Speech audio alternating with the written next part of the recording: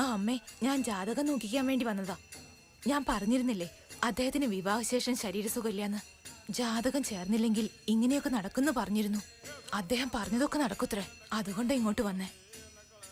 ശരി അമ്മേ, അദ്ദേഹത്തെ കണ്ടിട്ട് ഞാൻ തിരിച്ചു വിളിക്കാം.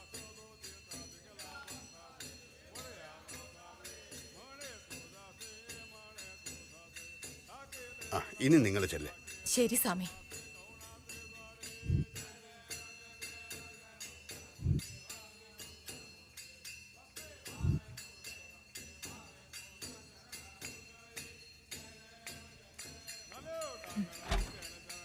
മാഡം, നിങ്ങൾ വരൂ.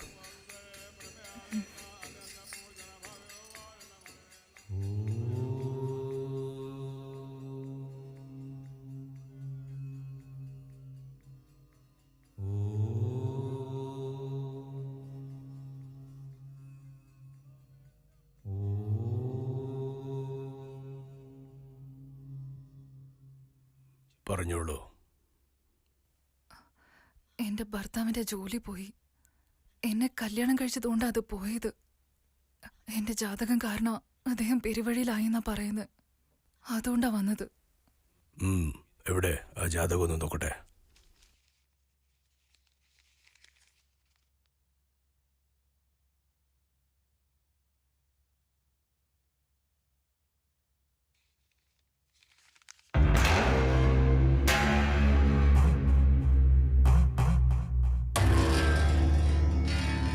നിന്റെ ഭർത്താവ് അവനെ അറിയാതെ പറഞ്ഞതാ. അറിയേണ്ടതാ പറഞ്ഞത്. നിന്റെ ജാതകത്തിൽ മാംഗല്യദോഷമുണ്ട്. എന്നുവെച്ചാ കഴിഞ്ഞ ജന്മത്തില് നിന്റെ അച്ഛനോ നിന്റെ അമ്മയോ അല്ലെങ്കിൽ നീയോ തിരുമാംഗല്യത്തിൽ കള്ളത്തരം ചെയ്തിരിക്കുന്നു. അല്ലെങ്കിൽ സന്തോഷമായി ജീവിക്കുന്ന ഒരു ഭാര്യ ഭർത്താവിനെ പിരിച്ചിരിക്കാം. ഈ രണ്ടിൽ എന്തെങ്കിലും ഒന്ന് സംഭവിച്ചിരിക്കാം. ഈ ജന്മത്തിൽ നിങ്ങൾ ജീവിക്കുന്ന ദാമ്പത്യ ജീവിതത്തിൽ പ്രശ്നങ്ങൾ ഉണ്ടാകാം. അതിനിപ്പോ എന്താ ചെയ്യേണ്ടത്? കഴിഞ്ഞ ജന്മത്തിൽ നിങ്ങൾ ചെയ്ത പാവം കാരണം ഈ ജന്മത്തിൽ നിങ്ങൾ നിങ്ങളെ തന്നെ ശിക്ഷിക്കുന്നത് പോലെ ഒരു വലിയ പാവം ചെയ്യാതെ നിങ്ങളുടെ ജാതകം മാറില്ല, നിങ്ങളുടെ ജീവിതവും മാറില്ല. വലിയൊരു തെറ്റെന്ന് വെച്ചാ നിന്നെ കൊണ്ട് കഴിയില്ല. ഈ ജന്മത്തെ ഇതാണ് നിന്റെ തലയെഴുത്ത്. ചെല്ല്. അങ്ങനെ പറയരുത്. അദ്ദേഹത്തിന് വേണ്ടി ഞാൻ എന്തും ചെയ്യും.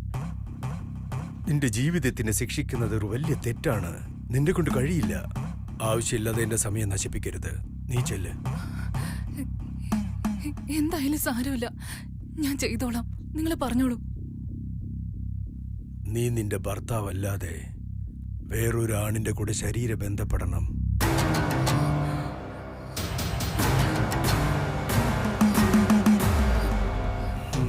അത്രയും വലിയ ശിക്ഷ നീ നിനക്ക് തന്നെ നൽകിയില്ലെങ്കിൽ നിന്റെ ഭർത്താവിന്റെ ജീവിതം മാറില്ല. നിങ്ങൾ എന്തൊക്കെയാ പറയുന്നത്? പറഞ്ഞില്ലേ നിന്നെ കൊണ്ട് അത് ചെയ്യാൻ പറ്റില്ലെന്ന്. അത് ചെയ്യാതെ വേറെ മാർഗമില്ല. ഇപ്പൊ നീ ഇവിടുന്ന് പോ.